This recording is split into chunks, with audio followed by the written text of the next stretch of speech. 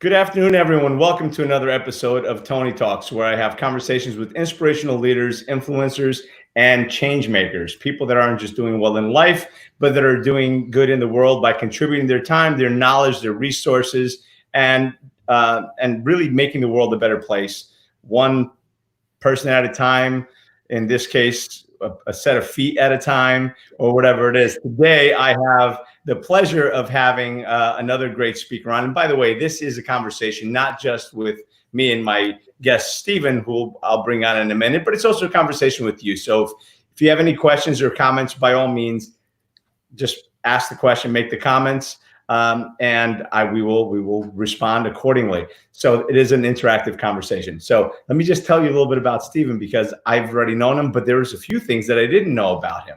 So Steven Sashen is a serial entrepreneur who has never had a job, which is that? Okay, real life, everybody. That would be my dogs going crazy at something. You know, that happens every time someone says hasn't had a job. Dogs start barking. I don't know what it is. Right. Hold on a second. Sorry for.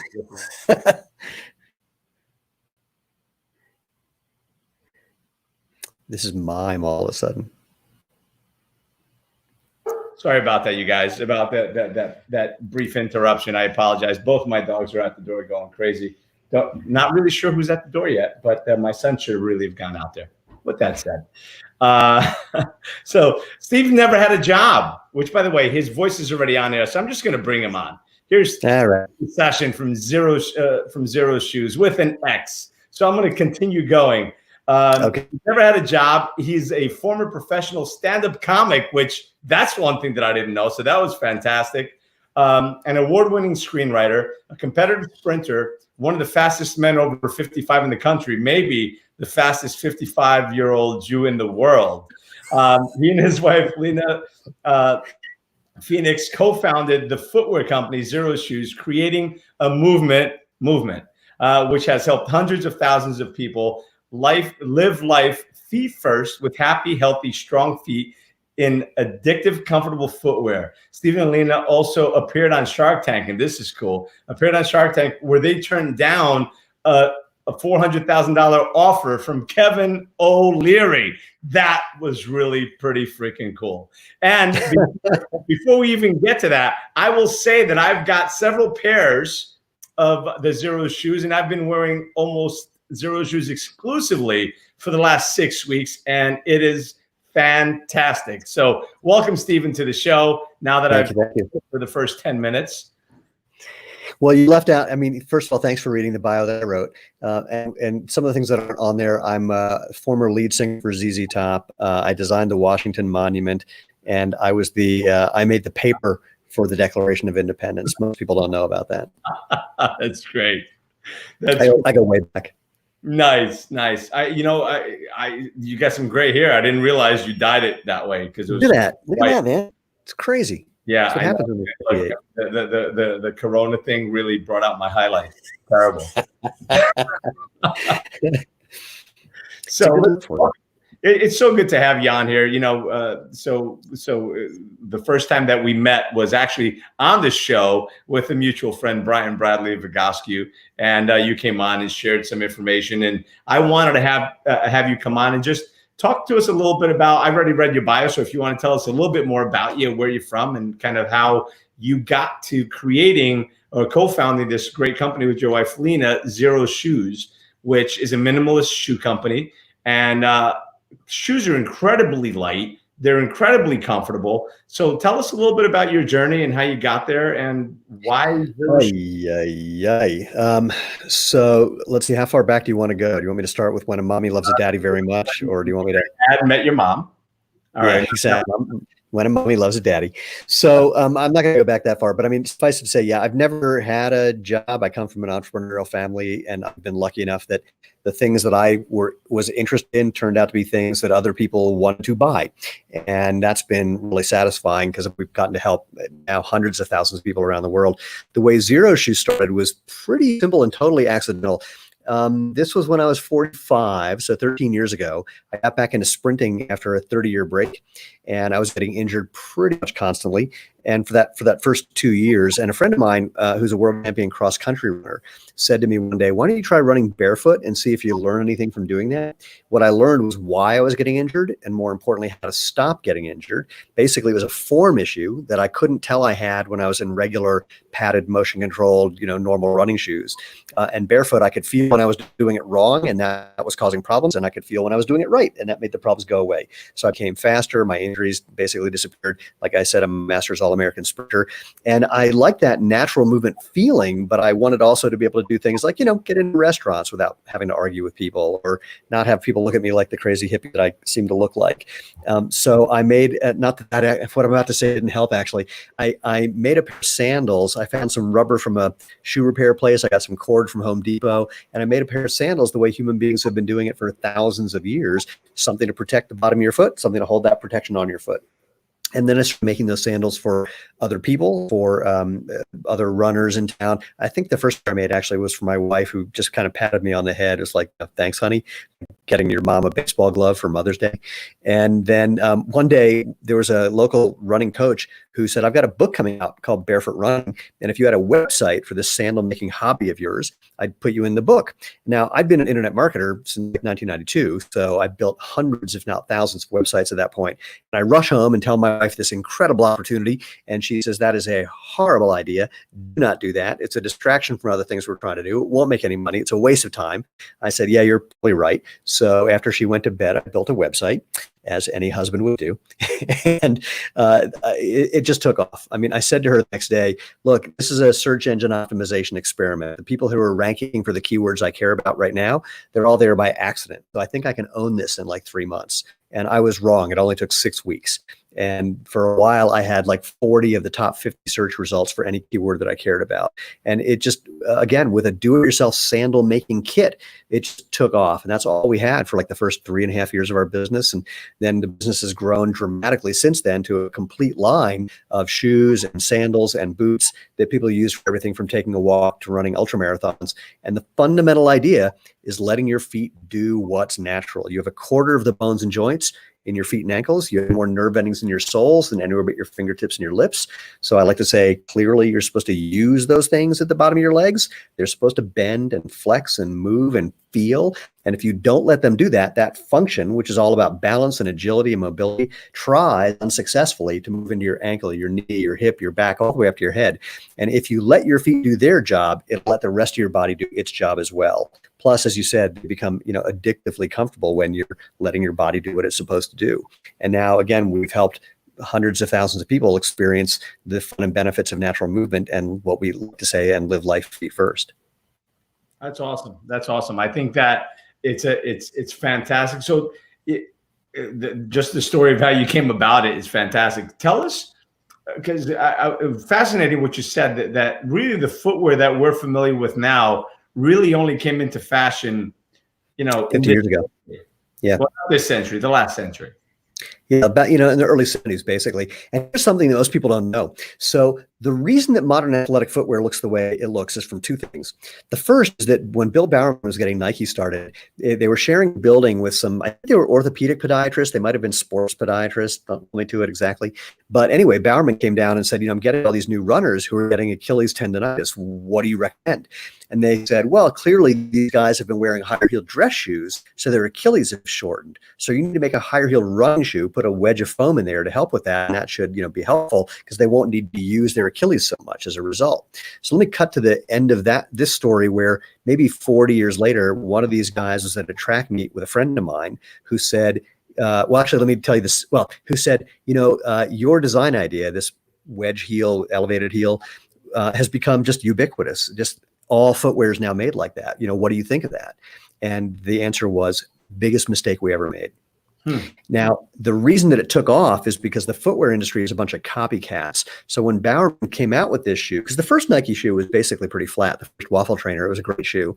But then, the elevated wedge thing happened, and they were selling a lot of them, not because they were good, but because they were good at selling them, and it was unique and different. And everyone thinks that they can get an edge, that they need that. And the footwear industry is all copycats. If one company starts something and it starts to sell, everyone else starts doing it right away because they're terrified that they're going to miss out out and never sell another product. And what happened is that idea just stuck and kept going. And if you don't think too much, it makes sense. Because if you don't think too much, you think, well, I totally need cushioning because running hurts, right? Well, no. The only reason you think running hurts is because you've been running in shoes like that to begin with. And the research is very clear that more cushioning actually makes your body hit the ground harder because your brain is trying to get information from your feet. And if it can't feel anything, it lands harder to get more information. So Dr. Irene Davis at Harvard has shown in innumerable ways that modern athletic footwear can actually cause problems for which it's sold as a cure. And the fastest way to alleviate those is to get out of those shoes and into something that lets your body do what's natural. Yeah. Did I answer your question? I don't even remember what you asked. No. How it came about that, the Nike, all the footwear companies created this, and now they say that you need it, and you really don't need it. What you really need is your body to actually work the way it's supposed to. Well, you want to hear something funny about that? If I say to people, look, the Tarahumara Indians in Mexico, who are in the book Born to Run, which is a bestseller back in 2009, 2010, they run for up to hundreds of miles, either in bare feet or in sandals, not too dissimilar from the first sandal that I made. In fact, we were inspired by them. And they run enjoyably, pain-free into their 70s and 80s if they live that long. And people will say, yeah, but they grew up that way. I can't do that. Now, those same people will then look at a 105-pound Kenyan marathoner who can run almost 13 miles an hour for 2 hours and go, well, he's wearing those shoes. Maybe those will work for me as well. It's like, whoa. How is it that you aren't like these guys, but you are like these guys that you're nothing like? So it's an amazing thing that it's been all marketing propaganda to convince. Like, here's another fun example. So I won't mention the company, but let's just say the name of the company rhymes with Bladitas. So the Bladitas company, did you figure it out? The Bladitas company a while ago invented what they call boost foam. And to show how good it was, they bounced like a 2-pound steel ball off the boost foam and showed how bouncy it was compared to the other foam. Now, ignoring that no one has used the other foam in a shoe pretty much ever, you are not a 2-pound steel ball. So who cares? That's completely irrelevant. Foam, like any device, it responds to a particular weight and a particular frequency, or mass and frequency, basically. And you are not that. And besides, all man-made materials start wearing out. Your body has these built-in shock absorbers and springs, the muscles, ligaments, and tendons in your legs and lower back as well. And they outperform anything that's ever been made. And so, like, there's a phrase that they use in footwear called energy return. You don't get energy return. There's just a certain amount of energy suck that happens because anything that compresses sucks energy out. It slows things down. So there's the marketing. I say this with nothing but envy and admiration. Marketing has been brilliant. And now what I say with nothing but avarice and disgust is it's also been a lot of lies. Amazing. But again, it's like you said, marketing is it. And it's almost like, the devil in the details, right? Well, and more. It's been going on for so long. It's now 2 generations of these stories. So they don't need to sell you on the story any longer. Everyone thinks that it's true, that your feet are somehow horribly misdesigned things that need support. You need arch support. You need cushioning. You need motion control. Pronation is a problem, they say. No evidence for that whatsoever. You need orthotics. No evidence that they provide help for 90% of the people who wear them. I mean, everything that's been and everything that's been sold to us has been sold to us for so long that parents basically just teach their kids this from the moment they start walking, which is ironic because when you look at little kids, when they start walking and running, they have perfect form. They don't use too much energy. They've got the right body lean. They do it till they're not having fun. Then they stop. They smile when they're running. I mean, it's totally, totally incredible. Think about baby feet. We love baby feet. They're so cute. Look at the little toes and their little pudgy feet. We tickle them, we kiss them and nibble on them. We love baby feet. And if we get baby shoes, they're nice and wide and they're usually just a little bit of leather, just something to add a little protection. That's it. You would never want to put a baby's foot in something stiff, immobile, squeeze their toes and didn't let them feel anything. So if you wouldn't do it for a baby, why are you doing it to you? Right. Actually, I just went off screen because I ran and I went to grab one of the shoes. Here. So freaking cool. Look at this. It weighs nothing. Yeah. It weighs nothing. And it's wider in the front, so more room for your foot. And these things have been, honestly, when I walk, I know I had the conversation with you. I walk, 4 miles a day in the morning, every morning. And that's just part of my morning ritual, my morning routine. So, nice. It's depending on, and the right footwear is everything to me. If it doesn't feel good, my knees tell me about it. My back tells me about it. And so I keep changing. And again, I've been wearing nothing but these for the last 6 weeks, and it's been great. I have less knee pain, less back pain, and it's not a coincidence. Because the cool thing is, for anybody that's watching, is this is the sole. There's nothing like it's just literally. You see how thin that is? That's it. That's all that there is. And you know what? You can feel the road without the discomfort. Like you walking on gravel, you can kind of feel that you're on gravel, but it's not uncomfortable. It's honestly, it's been great. And this is like one of those little biohacks that I'm loving. I'm loving those. Awesome. I'm loving the True Dark glasses. These are great. Yeah. I have several pairs of the True Darks as well. And it's just honestly, and that's why I wanted to have you come on as well, just to share what these Xero shoes are about, because people need to know about this. I mean, I know, and here's another thing. Sure. So there was an article that was just, I can't remember where I just saw it, but it was talking about how shoe companies were talking about how long shoes last. And they were all saying, well, it takes like 300 to 500 miles is when you should replace them. Well, the reason for that is the midsole, that foam part that breaks down, that keeps you from feeling things naturally, that wears out pretty quickly. And they designed the rubber on the outside, the outsole, to wear out around the same time that the foam starts to compress. Exactly. These things have a 5,000 mile sole warranty. So we just use a hybrid. Hold on, say it again. 5,000 miles. Sole warranty, yeah. The way that happened was in the early days when we were just selling the do-it-yourself kit. People would say, well, how long are these things going to last? And we would say, I don't know. No one's worn out a pair yet. So since we were inspired by the tire sandals that the Tatomata wear, I thought of, a 5,000 mile warranty seems like a good thing. I would have done 10,000, but that would seem ridiculous. So, and we can't promise that it's going to last that long. If you're using your foot like Fred Flintstone to start your car or to be the brakes, that can, but we still have a warranty, so you can still get a replacement pair at a great discount as a result. The gist is, and we also sell these at an affordable price. So everything that we do is like what many people say are really bad business decisions. We should be selling things for a higher price. They shouldn't last so long. But Lena and I, when we started the company, our thought was, how do we build a company that's based on how we would want a company that we dealt with to be running? So customer service is hugely important to us. We provide better customer service and more of it than most companies we've ever dealt with. And we have like a profit sharing inspired bonus plan where everybody gets the same bonus, because we think that even the people at the warehouse are as important as the people at the C level. If everybody wasn't doing their job, the whole thing falls apart.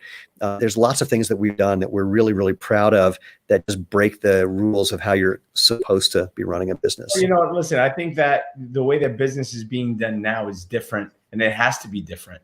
We went from a no tech to just all high tech and no touch, because these days business is about how little can you interact with your customer. That's how you're winning, right? The better. And I think that's terrible.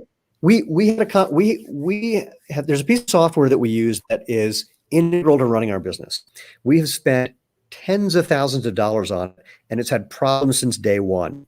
And I finally said to them, I've given you tens of thousands of dollars. You can't get on the phone with me for 5 minutes so I can show you the solution to the problem we've been complaining about for 6 months.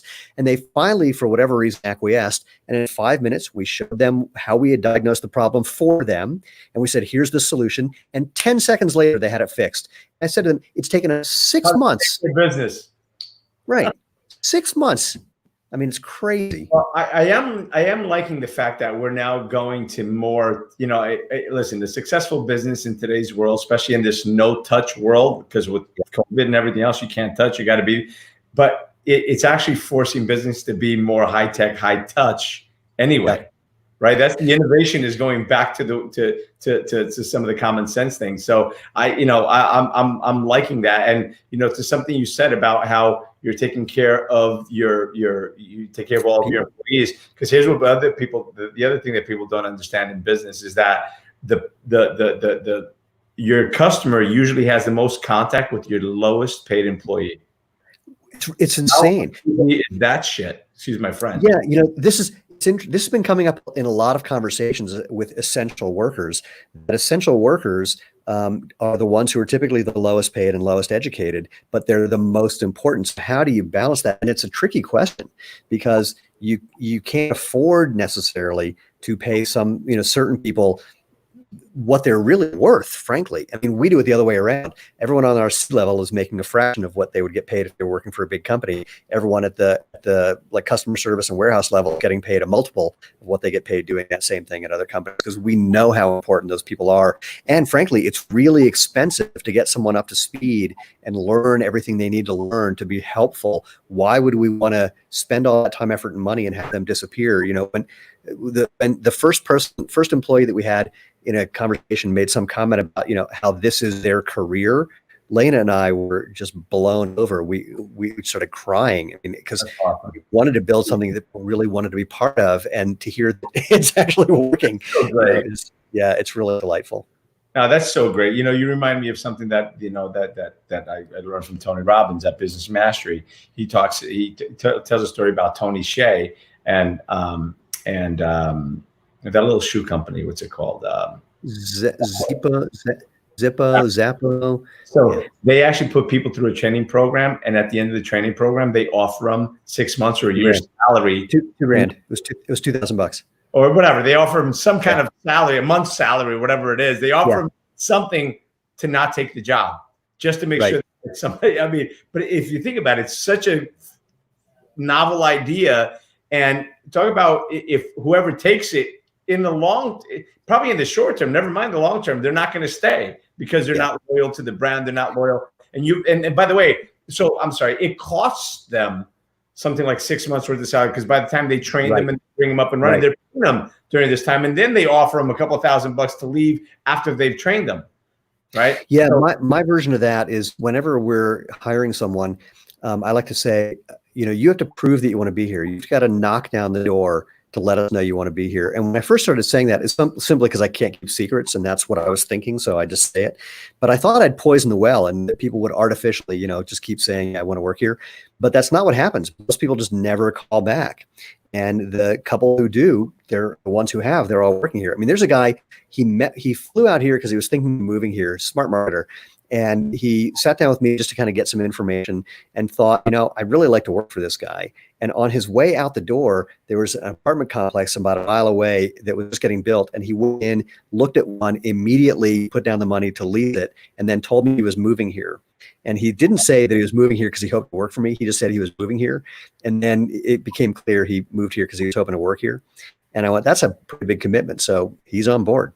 That's awesome. Listen, that's when you're doing something right. Look, and I didn't know that part of you in your business. So kudos to you, man. Listen, again, you're that change maker that I'm talking about. You're that influential business leader. You're the person that's doing things the way business needs to be done and should be done. Well, I'm going to give credit where credit is due. It's my wife even more than I. She's the one who's really focused on business organization and business structure and reinventing what capitalism is. I mean, when we see companies that do employee stock option plans or employee-owned companies, we really like that idea. But there's ways of doing it. The way that's, how do I want to say this? It's become hyper complicated to do that in a way that's really efficient and effective. So we've had to find crazy ways around it to make it do what we want. Lena has spent inordinate amounts of time, effort, and money talking to lawyers to say, here's what I want to do. And they go, well, you can't do that. She goes, of course you can. Just find a way. And eventually she finds someone who goes, oh yeah, that's clever. We never thought about that. And then we do it. And we're just a small company now, but we love the idea that we could be an example of a different way of building a business. Listen, that's how you change the world. You change the world one person at a time. You change the world one company at a time. You change the world. I say it all the time that we're all impactors, we're all influencers, but it starts with you, and it starts with your family, it starts with your community, your company. It starts with the culture that you're creating in the groups that you're around. So kudos to you for doing that, man. Well, here's another way of framing it. I like to say that all businesses rise to the level of neuroses of their owners. So to a certain extent, what we're doing is just our particular crazy psychology, but it just so happens that our crazy psychology is a somewhat unusual thing, it seems. Yeah. Well, listen, I love it. I love it. If that's crazy, sign me up. I'll listen, I say it all the time. If you're not a little crazy, we can't be friends. I mean, I'm willing to do a little bit of training, but not much. It's funny. I talked to someone recently. He's a very big deal influencer. He's been well known on television. And I said, one of the reasons I like this conversation is you're now old enough and wealthy enough that you're not going to get any crazier than you are right now. So I know what I'm dealing with. I love it. I love it. Well, listen, though, you know what? I forget whose quote this is, but those who think they're crazy enough to change the world are the ones that do. It's funny. I hope you're right. I love the idea. I'm obviously going to agree with it because I like to put myself in that camp. When I talk to people and they ask what I'm trying to do with our business, I say, I know this is going to sound hyperbolic, but it's really simple. We're trying to change the world. They go, what? I go, well, I mean, why wouldn't you?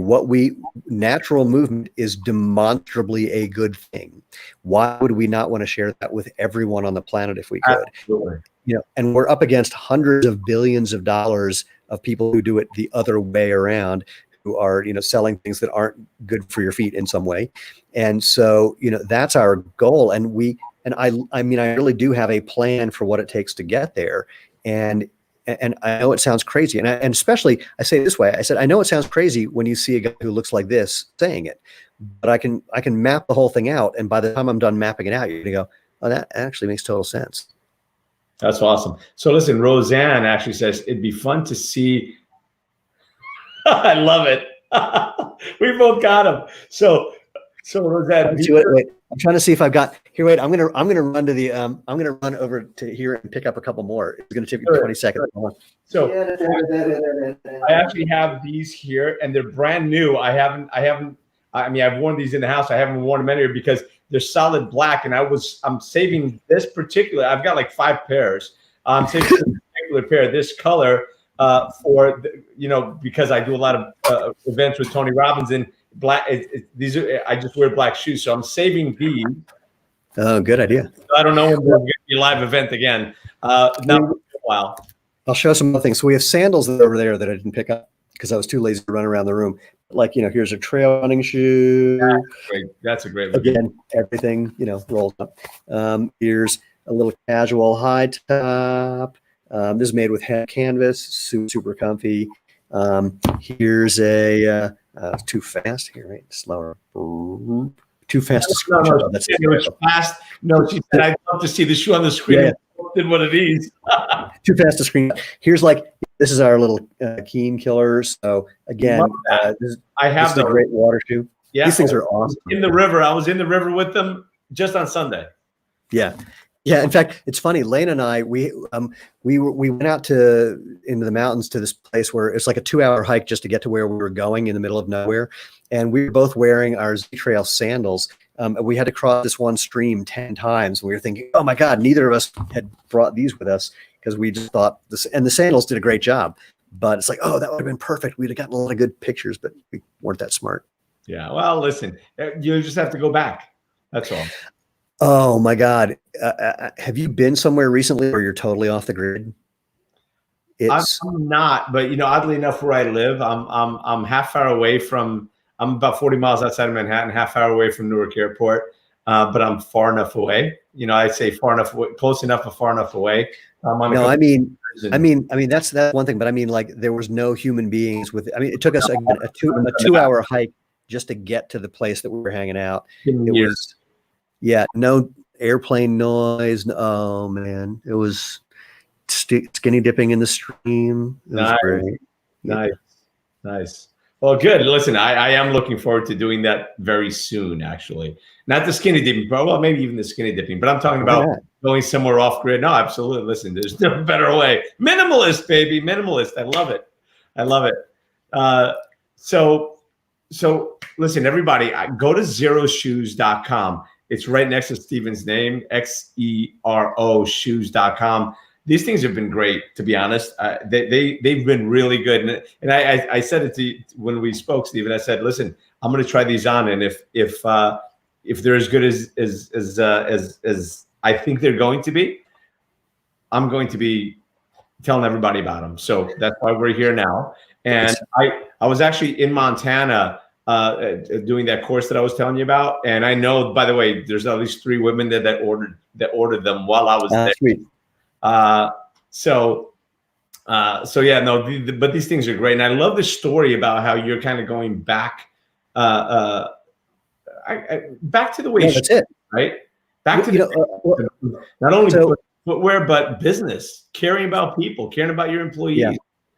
Well, it's funny. Lena was just reading that I think in the 50s and 60s, more companies were employee owned or had employee stock option plans than it's happening now.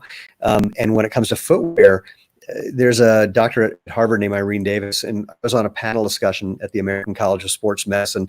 And Irene had the last question to the panel. She said, in the 60s, we were running in super thin-soled running shoes. We were playing basketball in Chuck Taylors, look a lot like these. And we weren't seeing the kind of injuries or the severity of injuries or even the number of injuries that we're seeing now. So what problem were you trying to solve and why didn't it work? She says this to 2 major shoe company guys, and it's like dead silence. And I finally said, look, the more you understand about feet, the more you look at the research into natural movement, and the more you look at modern athletic shoes, you can't conclude anything other than the design of the modern athletic shoe is fundamentally wrong. And a guy from, I think again, it was Bladitas, said, yeah, but not everyone's going to switch to your shoes right away. And I didn't say anything, but what I was thinking was, dude, you just told me I got like a $500 million runway till you freak out. I can work on that. How about that? Right away. They're not going to change your shoes right away. By the way, what's your website again? I got to order some.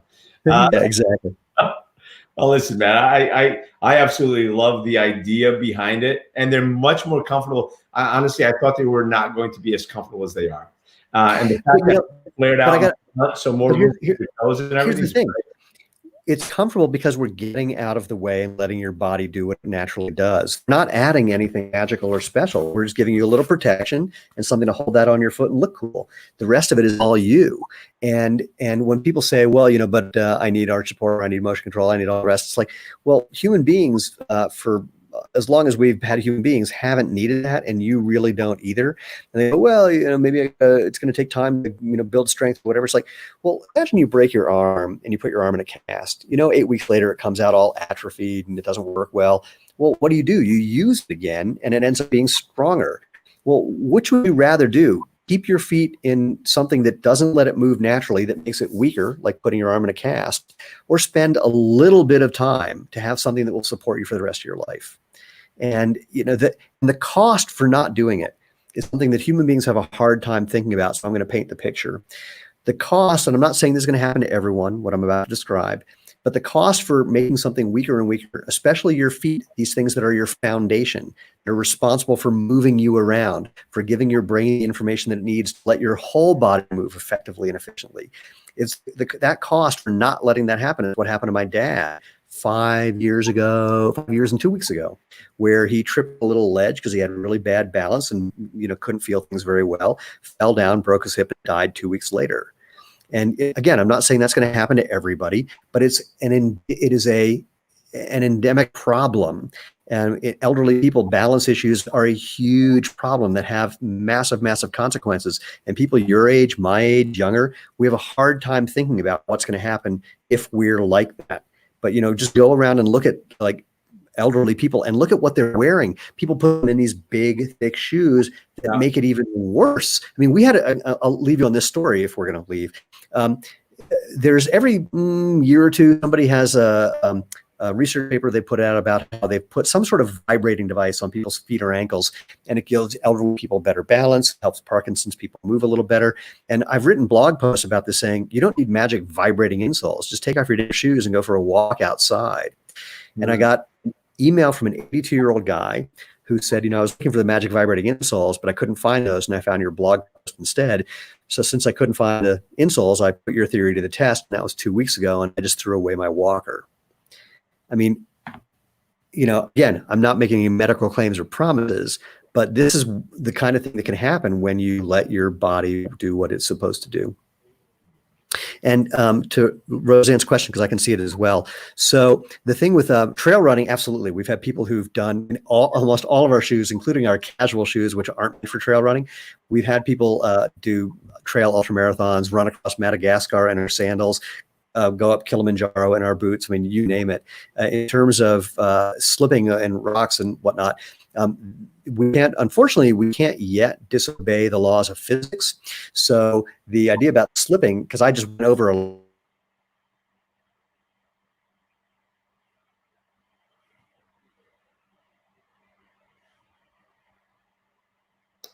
Well, I don't know whose internet just logged out. Hopefully it wasn't mine.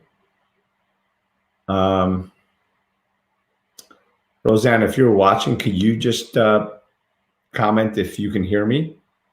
Because one of us froze, and I'm not sure if it was me or not.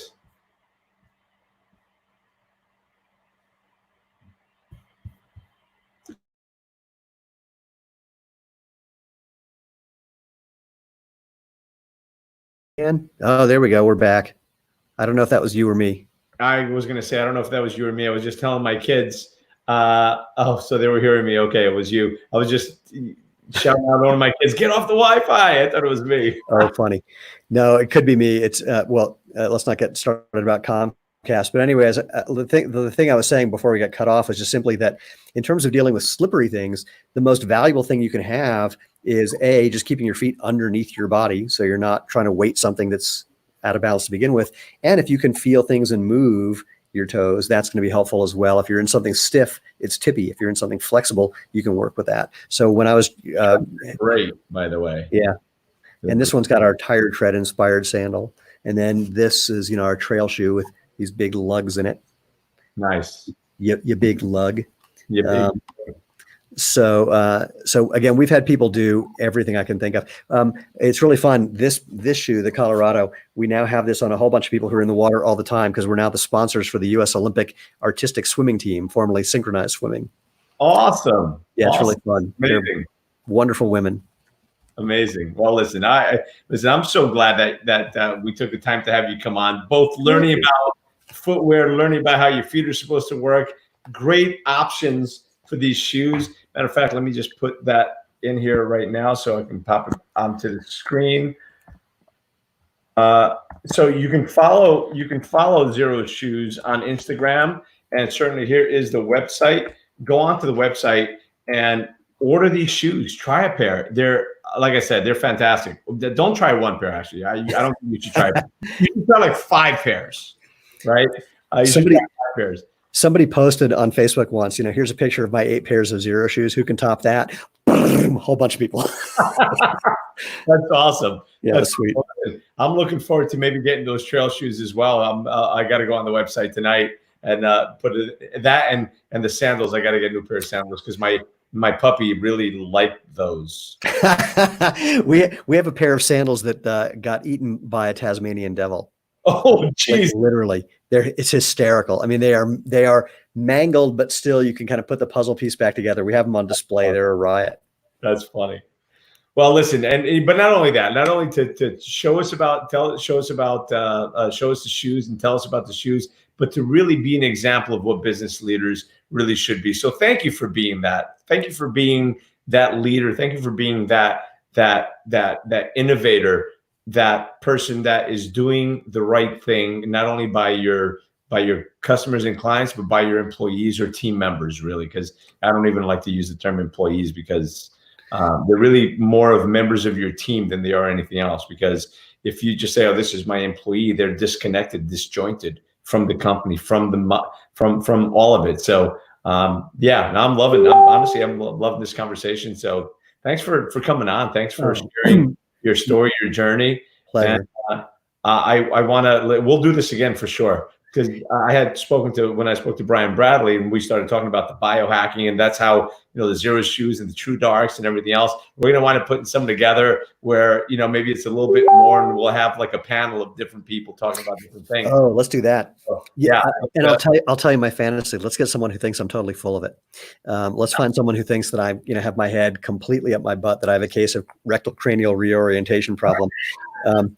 Because it's really fun. One of the things that I've noticed is that it's really funny. There'll be comments on YouTube videos or Facebook videos where people have opinions about things, and they think that their opinions are somehow equal to my 15 years of expertise, experience, and research. And it's very entertaining. They say when opinions meet math, math always works, right?